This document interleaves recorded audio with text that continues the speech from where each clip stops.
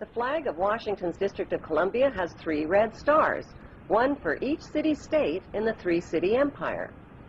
This corporate empire of 3 city-states controls the world economically through London's inner city, militarily through the District of Columbia, and spiritually through the Vatican.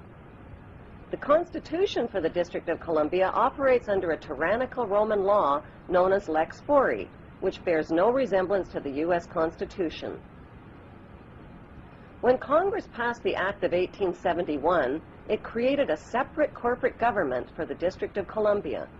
This treasonous act allowed the District of Columbia to operate as a corporation outside the original Constitution of the United States and outside of the best interests of American citizens.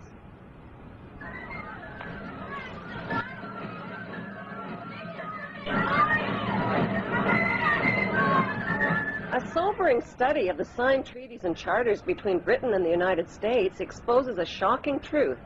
The United States has always been, and still is, a British Crown colony. King James I was famous not for just changing the Bible into the King James Version, but for signing the First Charter of Virginia in 1606. That charter granted America's British forefathers a license to settle and colonize America. The charter also guaranteed that future kings and queens of England would have sovereign authority over all the citizens and colonized land in America stolen from the Indians. After America declared its independence from Great Britain, the Treaty of 1783 was signed. That treaty specifically identifies the King of England as the Prince of the United States and contradicts the belief that America won the War of Independence. Although King George III of England gave up most of his claims over his American colonies, he kept his right to continue receiving payment for his business venture of colonizing America. If America had really won the War of Independence, they would never have agreed to pay debts and reparations to the King of England. When Congress passed the 13th Amendment to the Constitution, the U.S. President was made subservient to the King of England. The 13th Amendment is called the Title of Nobility Amendment and forbids U.S. presidents and their officials from using royal titles like king or prince or baron. For some mysterious reason, the 13th Amendment, which was ratified in 1810, no longer appears on current copies of the Constitution. America's blood-soaked War of Independence against the British bankrupted America and turned its citizens into permanent debt slaves of the king. In the War of 1812, the British torched and burned to the ground the White House and all U.S. government buildings and destroyed ratification records of the U.S. Constitution. 1 century later, a corrupt U.S. Congress committed the biggest theft in world history. They passed Paul Warburg's Federal Reserve Act in 1913, handing over America's gold and silver reserves and total control of America's economy to the Rothschild banksters. Most Americans still believe that the Fed, or Federal Reserve, is the government. It is not. The Fed is a privately owned banking system whose majority Class A shareholders are the Rothschilds, Warburgs, Kuhn and Loeb, J.P. Morgan, Rockefeller, Israel Seif, and the Lehman Brothers. This private banking cartel is the Fed and is never audited and never pays taxes. They print and design America's money, which displays their symbols of an Egyptian pyramid, a Masonic all-seeing eye, and the words, "In God We Trust." Who exactly is the God they trust? They also collect American taxpayers' money through the IRS.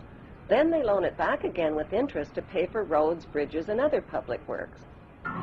Most U.S. citizens believe that the United States is a country and that the President is the most powerful man on earth. The United States is not a country. It is a corporation, and the President is President of the Corporation of the United States. He and his elected officials work for the corporation, not for the American people. Since the United States is a corporation, who owns the corporation of the United States? Like Canada and Australia, whose leaders are prime ministers of the Queen, and whose land is called Crown Land, the United States is just another Crown colony. Crown colonies are controlled by the empire of 3 city-states. At the center of each city-state is a towering phallic-shaped stone monument called an obelisk that points skyward.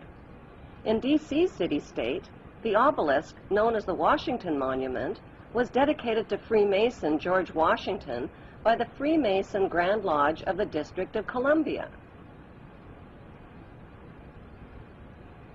The Secretive Brotherhood of Freemasons laid the Washington obelisk's cornerstone in 1848 and contributed 22 Masonic memorial stones. 250 Masonic lodges financed the Washington Monument obelisk, including the Knights Templar Masonic Order. At the heart of London city-state is a 187-ton, 69-foot-tall Egyptian obelisk called Cleopatra's Needle. It was transported from Egypt and erected on the banks of the River Thames. In Vatican City, another Egyptian obelisk towers high above St. Peter's Square.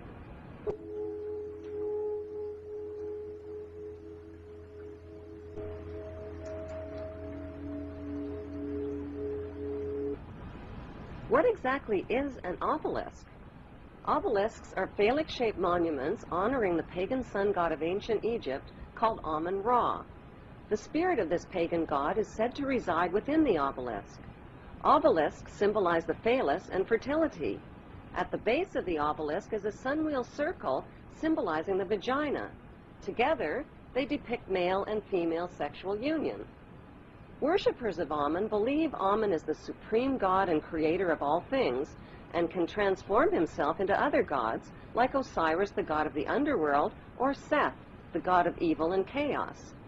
Since vowels were interchangeable in the biblical Hebrew language, Amun can be spelled A-M-E-N, A-M-O-N, O-M-O-N, or A-M-U-N. Today, Amun is one of the most popularly used words in the entire world.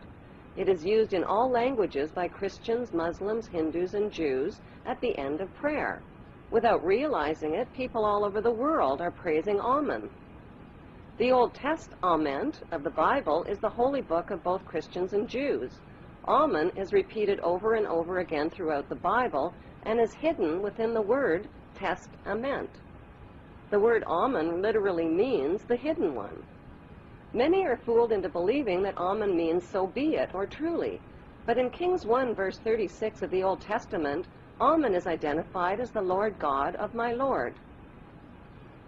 Why in the world would the Vatican, a fortress of Puritan Christian values, erect a monument symbolizing the pagan god Amun and sexual intercourse right in its own front yard?